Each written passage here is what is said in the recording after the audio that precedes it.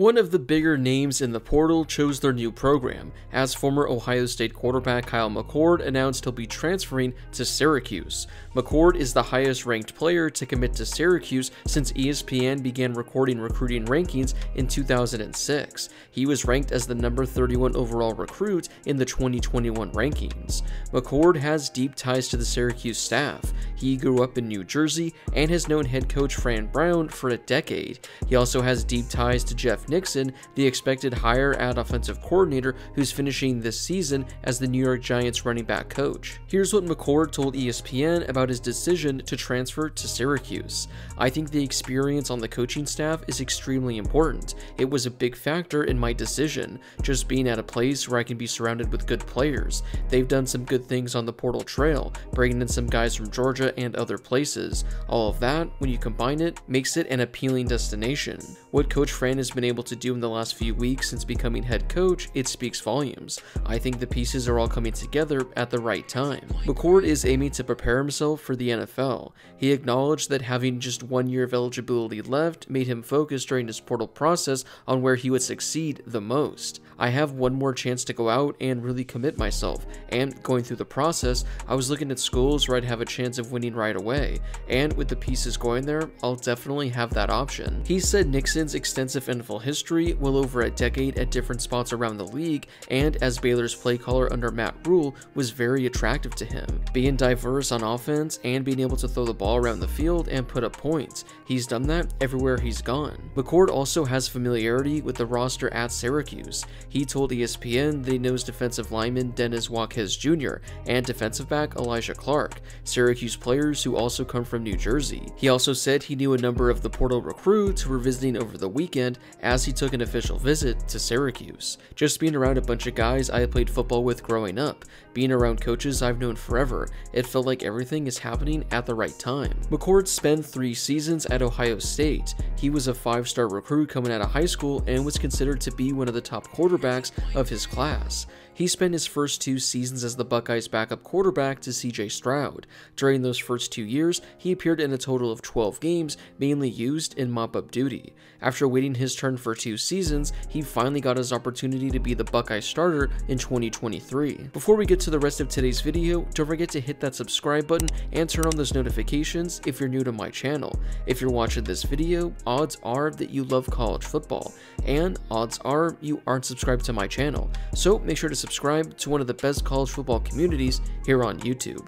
To many people, myself included, the decision for McCord to enter the transfer portal was pretty shocking. I mean, he was the starting quarterback at Ohio State. Why on earth would you leave? I figured it was because the team was planning on bringing a quarterback from the portal, so he didn't want to risk the competition and waste another year. Instead, he wanted to transfer somewhere where he'd have a guaranteed starting job. It was looking like he might end up at Nebraska, but they look like they have their sights set on another quarterback instead. So Kyle McCord ended up at Syracuse.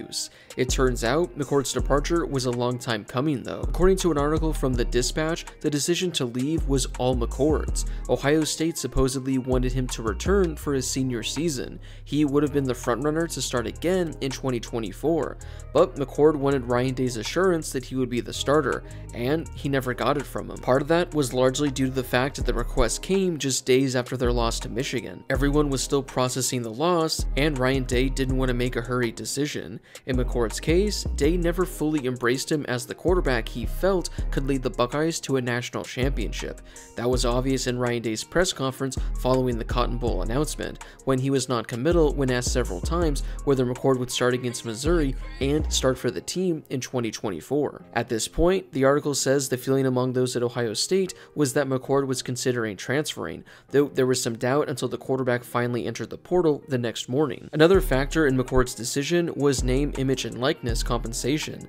Top quarterbacks in the transfer portal have been getting offers well over $1 million, as you guys have seen reported. Well, Kyle McCord was making substantially less than that in NIL during this past season with Ohio State. and the Buckeyes weren't willing to pay him more money. McCord is going to be a senior in 2024. He had a chance to redshirt as a freshman. He played 4 games early on in the season, including a start against Akron when Stroud was injured. But Ryan Day then inserted him in a blowout game against Michigan State to the next to last game of the regular season. That 5th game made him ineligible for a redshirt, something that reportedly really upset Kyle McCord. And now he only has 1 year of eligibility left, even though he's only been a starter for 1 season. McCord believed he had to go somewhere where he knew he'd be guaranteed to start. And you can't really blame him at all. Once CJ Stroud left for the NFL, the expectation was that Kyle McCord would be Ohio State's starting quarterback in 2023. But his competition with Devin Brown lasted a lot longer than many people were expecting. The competition just dragged on and on all throughout the summer. In fact, Brown had pulled ahead until he had a couple of mistake-laden practices late in training camp. McCord's greater consistency earned him the start against Indiana in the season opener, but Day didn't declare him the starter until after the second game. Overall, Kyle McCord had a pretty good debut season for Ohio State. He threw for 3,200 yards and had 24 passing touchdowns with only 6 interceptions. He also completed 66% of his passes. However, if you watch the games, he didn't necessarily pass the eye test. He had some really good playmakers that helped boost his numbers. Despite having a great offense, it wasn't the same offense we had grown accustomed to under Ryan Day. The Buckeyes averaged only 33 points a game this season. They averaged more than 40 points a game every other year under Ryan Day prior to this year. The craziest thing is, had Ohio State beaten Michigan, we'd be looking at a completely different multiverse. McCord would be leading the Buckeyes into the college football playoff semifinals, and it's likely he wouldn't have considered transferring. By the time the playoffs would have been over, it would have been too late to transfer, and he'd be back at Ohio State for the 2024 season. McCord played the Michigan game with an ankle sprain, and he clearly wasn't right.